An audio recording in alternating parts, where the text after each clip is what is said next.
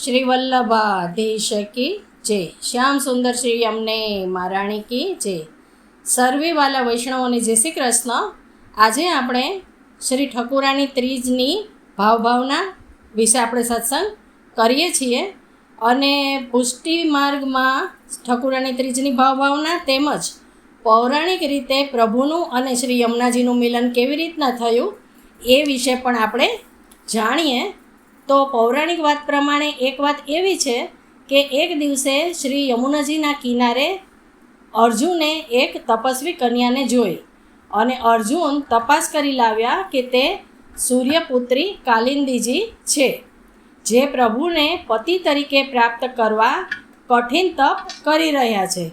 આ જાણી પ્રભુ સ્વયં ત્યાં પધાર્યા અને શ્રી યમુનાજીએ કમળના માળાજી સિદ્ધ કરી પ્રભુને સમર્પ્યા. યમરાજાના ભગિની ઠાકોરજીને વર્યા, તેથી ઠકુરાણી કહેવાયા. માટે શ્રાવણ સુદ ત્રીજને શ્રી ઠકુરાણી ત્રીજ તરીકે ઉજવવામાં આવે છે. તો આવી રીતના પ્રભુનું અને યમુનાજીનું મિલન આવી રીતના થયું હતું.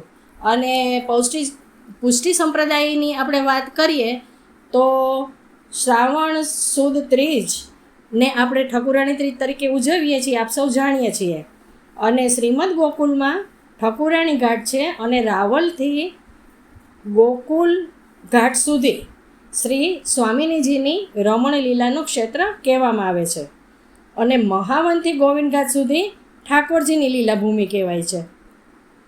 ગોવિંદ ઘાટ ઉપર એક છોકરનું વૃક્ષ છે અને એને બ્રહ્મ સ્વરૂપ કહેવામાં આવે છે. હવે ઠકુરાણી ઘાટમાં નીચે જલમાં શ્રી યમુનાજીની નિકુંજ છે. યમુનાજીની નિકુંજ ઠકુરાણી ઘાટમાં જલની નીચે બિરાજેલી છે. અને ઠકુરાણી ત્રીજને દિવસે શ્રી યમુનાજીનો મનોરથ હોય છે. તે દિવસે યુગલ સ્વરૂપને હિંડોળે ઝુલાવે છે અને શ્રી યમુનાજીનો હિંડોળો સુવર્ણમાં મોટા હીરા જડેલા હોય એવો હિંડોળો હોય છે. અને આવા સુવર્ણના મોટા હીરા જડેલ હિંડોળામાં શ્રી યમુનાજી યુગલ સ્વરૂપને ઝુલાવે છે. તો આ ભાવથી વૈષ્ણવો પણ પોતપોતાના સેવ્ય સ્વરૂપને કાચના હિંડોળામાં ઝુલાવે છે. અને શ્રી યમુનાજીના ભાવથી લાલ ચૂંદડીના સાજ અને ચૂંદડીના વસ્ત્રો પ્રભુને ધરવામાં આવે છે અને વિવિધ સામગ્રીઓ પ્રભુને આરોગાવવામાં આવે છે. અને બીજી વાત જે આપણે મહાપ્રભુજીની છે તો એમાં શું છે કે સંવંત 1549માં શ્રાવણ સુદ ત્રીજના દિવસે શ્રી મહાપ્રભુજી ભારત પરિક્રમા કરતાં ગોકુલ યમુના કિનારે પધાર્યા.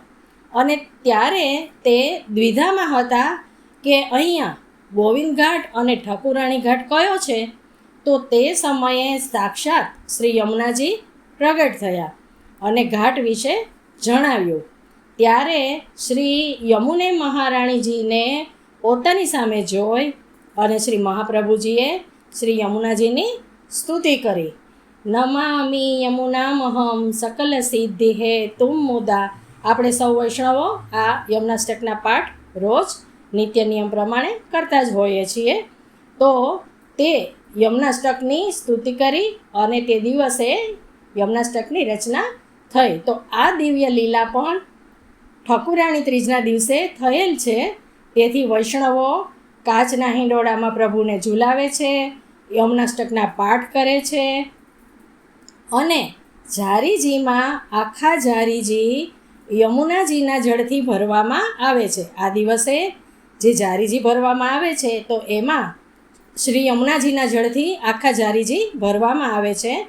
અને સૌ કીર્તન ગાય છે અને પ્રભુને લાડ લડાવે છે અને યમુનાજીને વિનંતી કરે છે કે યમુના મૈયા અમને શ્રીજીનું શરણ આપજો. વંદન કરું શ્રી યમુનાજીને, શ્રી કૃષ્ણ આશ્રય આપજો. જય શ્રી કૃષ્ણ. શ્યામ સુંદર શ્રી અમને મહારાણી કી જય.